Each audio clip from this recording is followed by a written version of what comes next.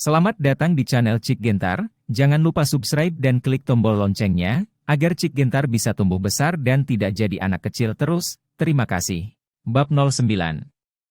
Brengsek.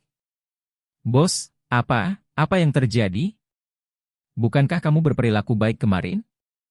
Kenapa kamu tiba-tiba putus dengan pacarmu? Melihat ekspresi David Fred, Yuan Wang tahu bahwa dia tidak hanya bercanda, jadi aku buru-buru bertanya padanya seperti ini. Direktur Fred, apa yang terjadi pada kalian? Bagaimana kamu membuat keributan seperti itu? Ma Tianbao juga bertanya. Kakak Yun, ada apa? Yo Xiaomi juga terlihat khawatir. Aduh. David Fred menghela nafas, lalu menceritakan apa yang terjadi di Hotel Jinjiang baru kemarin. Namun, David Fred tidak memberitahu mereka bertiga bahwa uang mahar 350.000 miliknya dirampok, karena dia merasa fakta ini terlalu memalukan, dan dia berencana untuk mencari kesempatan untuk mendapatkan kembali uang itu setelah kekuatannya meningkat kembali. Sial! Keluarga ini benar-benar keterlaluan. Terlalu menipu. Yuan Wang berteriak segera setelah mendengar ini, dengan ekspresi kemarahan yang benar, wanita seperti ini bukan hanya penolong, tetapi juga ingin berubah pikiran. Sama sekali tidak mau Xiao Yuan benar. Pacar seperti ini yang membantu adik laki-laki adalah yang paling menakutkan, dan menikahinya sama dengan menikahi keluarga serakahnya. Ini jelas jurang maut, jadi jangan khawatir tentang itu. Kata David Fred. Keluarga ini benar-benar keterlaluan. Terutama yang bermargasi, yang hanya menindas. Yo Xiaomi juga cukup emosional, dan dia berkata kepada David Fred, Kakak Yun, untungnya kamu putus dengan itu. Jika tidak, kamu akan dihancurkan oleh dia dan keluarganya yang seperti vampir. Aku juga mengetahuinya, itu sebabnya aku benar-benar putus dengannya. Kali ini aku akhirnya lega. David Fred mengangguk, lalu menjawab seperti ini. Hanya saja ketika David Fred ingat bahwa dia bekerja sangat keras untuk mendapatkan uang dalam beberapa tahun terakhir, hanya untuk memuaskan Alicia Amanda dan keluarganya, tetapi berakhir dengan hasil yang berdarah, dia masih merasakan semburan kemarahan dan kekhawatiran di hatinya. Wajahnya juga menjadi suram. Kakak Yun, kamu pria yang baik, dan kamu pasti akan menemukan wanita yang lebih baik darinya di masa depan. Melihat ini, Yo Xiaomi buru-buru melangkah maju untuk menghibur David Fred. David Fred mengangguk, lalu berkata kepada mereka bertiga, ini adalah masalah pribadiku, dan sekarang kau mengetahuinya, kuharap kau tidak menyebarkannya. Itu secara acak. Kata. Yo Xiaomi membawa secangkir teh madu grapefruit yang telah diseduh, saudara Yun, jangan terlalu memikirkannya, datang dan minum secangkir teh untuk menenangkan api. David Fred mengulurkan tangan untuk mengambil secangkir teh madu grapefruit, menyesapnya. Kakak Yun, bagaimana rasanya? Yo Xiaomi menatap David Fred dengan penuh harap. David Fred mendecakkan bibirnya, lalu mengangguk dan memuji teh ini rasanya enak. Selama kamu menyukainya. Kata Yo Xiaomi sambil tersenyum setelah mendengar ini. Aku akan sering membuatnya untukmu nanti. Terima kasih. Xiaomi. David Fred mengangguk pada Yo Xiaomi. Kakak Yun, jangan sopan padaku. Wajah Yo Xiaomi sedikit memerah, tapi dia merasa sangat bahagia. Melihat ini, Yuan Wang tanpa daya mengerutkan bibirnya, tetapi tidak mengatakan apa-apa. Ngomong-ngomong, Xiaomi, bagaimana dengan copywriting iklan yang dibuat Departemen Perencanaan kita untuk Dongjiang Liquor sebelumnya? David Fred menyesap grapefruit honey teh, lalu bertanya pada Yo Xiaomi. Oh, aku akan mengambilnya sekarang. Yo Xiaomi menjawab, dan ketika dia kembali ke kantor, dia mengeluarkan setumpuk copywriting iklan dan meletakkannya di atas meja. Sambil minum teh madu grapefruit, David Fred membolak-balik dokumen perencanaan, lalu mengerutkan kening dan berpikir. Bos, bukankah iklan industri minuman keras Dongjiang ini sudah lama keluar? Mengapa Anda masih ingin mengeluarkannya? Penelitian? Yuan Wang bertanya pada David Fred dengan rasa ingin tahu. Oh, Bos Luo meminta kami untuk memperbaiki salinan iklan dan menyerahkannya padanya. David Fred menjelaskan permintaan Luo Feiswei kepada mereka bertiga. Kemudian dia membagi salinan iklan menjadi beberapa salinan dan membagikannya kepada mereka, dan sibuk. Saat ini, di luar bangsal darurat di Rumah Sakit Rakyat Pertama Kota Jiangbei. Direktur, Lu Boyan, dan Direktur Rumah Sakit dengan hati-hati berbicara dengan seorang pria paruh baya berjas hitam dengan corak suram, dan seorang wanita cantik dengan pakaian elegan. Pria paruhbaya itu adalah Su Mingshan, pria terkaya di kota Jiangbei, dan wanita di sampingnya adalah istrinya Wang Ruolan. Mereka segera bergegas setelah menerima kabar bahwa putra mereka Suken mengalami kecelakaan mobil yang serius. Dan Zhao Hongying, seorang wanita cantik yang pernah mengalami kecelakaan mobil dengan Suken sebelumnya, berdiri di samping mereka dengan gugup. "Dekan Lu, bagaimana keadaan putraku?" Su Mingshan bertanya pada Lu Boyan seperti ini. "Saat ini sedang diselamatkan." Lu Boyan buru-buru menjawab, "Dan kami telah mengatur ahli bedah terbaik di rumah sakit untuk mengoperasi Tuan Muda Su." "Lalu apa yang terjadi pada anakku? Bisakah dia diselamatkan?" tanya Wang Ruolan dengan penuh semangat. "Sejujurnya, Tuan Su mengalami kecelakaan mobil yang sangat tragis, dan luka-lukanya sangat serius."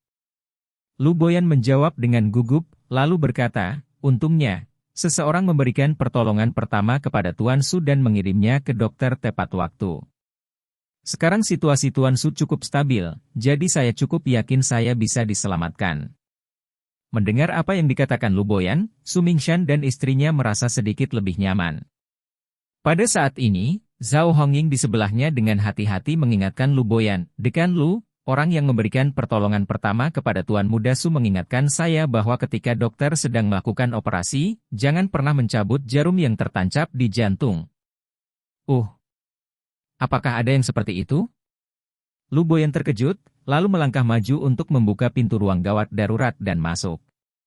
Saat ini, ada seorang dokter jaga yang mengenakan topeng berdiri di depan dari meja operasi. Dengan hati-hati memeriksa berbagai kondisi di depan tempat tidur, ada beberapa perawat di sebelahnya yang dengan gugup membuat berbagai persiapan praoperasi.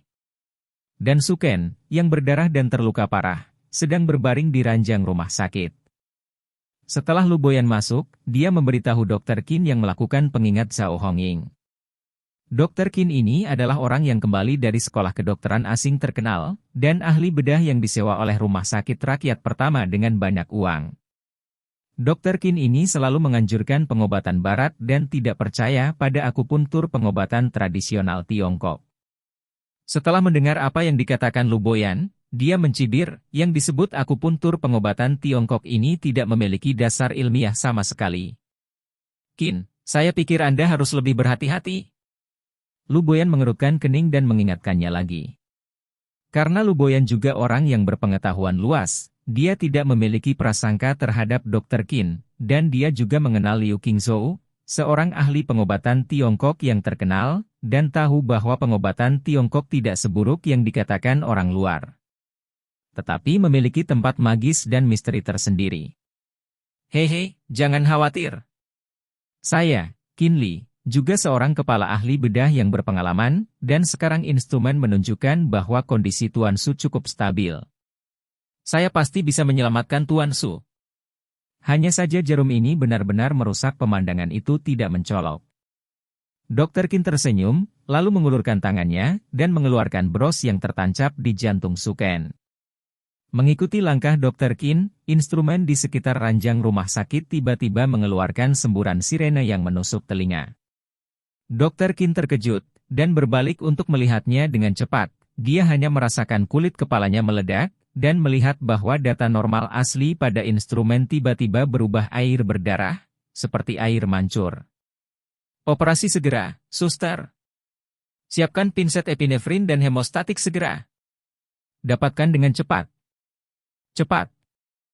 Dr. Qin panik, dia belum pernah mengalami situasi seperti ini, dan langsung menjadi bingung. Tetapi tidak peduli seberapa keras Dr. Qin berusaha, dia tidak dapat menghentikan cedera Suken, dan kondisinya menjadi semakin kritis. Melihat ini, Lu Boyan bergegas keluar dari ruang gawat darurat, dan berkata kepada seorang direktur, "Huang Tua, Tuan Su dalam kondisi kritis, silakan pergi dan undang Tuan Liu segera." "Cepatlah." Direktur Huang mengangguk dengan tergesa-gesa, berbalik dan pergi dengan tergesa-gesa. "Dekan Lu, ada apa di dalam? Ada apa dengan anakku?" Su Mingshan berjalan ke arah Lu Boyan dan bertanya. "Cedera Tuan Su. Tiba-tiba memburuk. Dokter Qin melakukan yang terbaik untuk menyelamatkannya." Lu Boyan tidak punya pilihan selain menggigit peluru dan mengatakan ini. "Bukankah kamu baru saja mengatakan bahwa kondisi putraku stabil? Mengapa tiba-tiba menjadi lebih buruk?" Wang Ruolan bukanlah lampu yang periang. Melihat ekspresi Lu Boyan, dia tahu bahwa dia menyembunyikan sesuatu, jadi dia menanyainya di suara dingin, "Apa yang terjadi di sini?" "Dekan Lu, kamu harus menjelaskannya padaku." Ini. Melihat bahwa dia tidak bisa menyembunyikannya, Lu Boyan tidak punya pilihan selain mengatakan yang sebenarnya. "Apa? Jika sesuatu terjadi pada putraku, aku akan membunuh kalian semua." Wang Ruolan sangat marah ketika mendengar itu, dan berteriak dengan marah. Su Mingshan juga menatap Lu Boyan dengan mata terbelalak. "Din Lu, kelompok kami menyumbangkan begitu banyak peralatan medis ke rumah sakit Anda setiap tahun, apakah ini cara Anda memperlakukan anak saya?" "Maafkan aku tidak tahu situasinya akan menjadi seperti ini." Lu Boyan berkeringat di dahinya, dan buru-buru berkata, Aku sudah meminta Direktur Huang untuk mengundang Liu Qingzhou dan Liu Lao. Dia harus segera datang." Mendengar setelah Lu Boyan mengatakan ini, Su Mingshan mencengkeram Wang Ruolan yang cemas dan marah, karena dia juga tahu bahwa tidak ada gunanya cemas sekarang, dan dia juga pernah mendengar tentang Liu Nama dan keterampilan medis Qingzhou, kesempatan untuk menyelamatkan. Segera, Direktur Huang tiba dengan seorang lelaki tua berambut putih berusia 60-an yang penuh energi dan mengenakan setelan tang putih. Pria tua berambut putih ini tidak lain adalah dokter ajaib Dahua yang terkenal, Liu Qingzhou, yang dikenal sebagai Liu Shengzhou. Liu Qingzhou adalah pendiri Gui Sentang, dia sangat terkenal di bidang pengobatan Tiongkok, dia telah mempraktikkan pengobatan selama lebih dari 40 tahun, menyelamatkan banyak nyawa, dan menerima penghargaan yang tak terhitung jumlahnya. Selain itu, keterampilan medis Liu Qingzhou luar biasa, dan dia selalu paling suka mempelajari pengobatan Tiongkok. Dia telah mengabdikan sebagian besar hidupnya untuk pengobatan Tiongkok dan mengikuti semangat kebajikan para dokter, sehingga dia sangat populer dan dihormati oleh semua pihak. Begitu Liu Qingzhou tiba, dia bahkan tidak menyapa Su Mingshan dan istrinya, dan langsung pergi ke ruang gawat darurat. Su Ken tidak lagi bernapas, dan semua jenis instrumen masih mengkhawatirkan, yang membuat orang-orang jantung berdetak kencang. Dokter Qin, kepala ahli bedah, memberikan adrenalin pada Su Ken dengan ekspresi yang sangat gugup, dan mencoba yang terbaik untuk menyelamatkan Su Ken dengan defibrilator. Hanya saja Su Ken hampir tidak bereaksi.